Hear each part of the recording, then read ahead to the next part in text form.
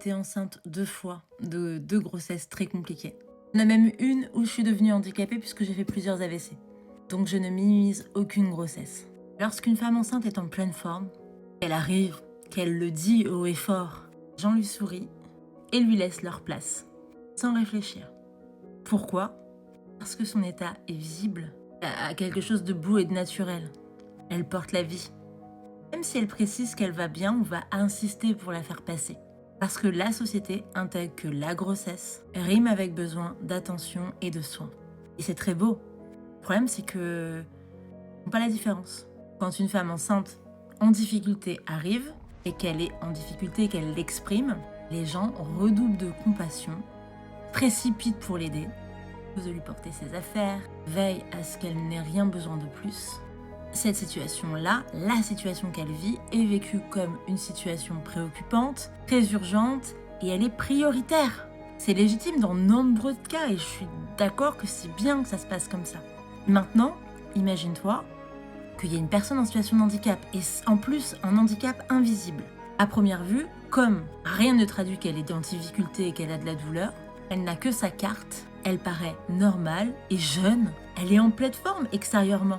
Mais lorsqu'elle exprime son besoin légitime de priorité, qu'elle monte sa carte, certains la regardent avec mépris, ils suspectent qu'elle ment, d'autres lui reprochent de se plaindre, car sa douleur, elle n'est pas vraiment légitime, là, on la voit pas.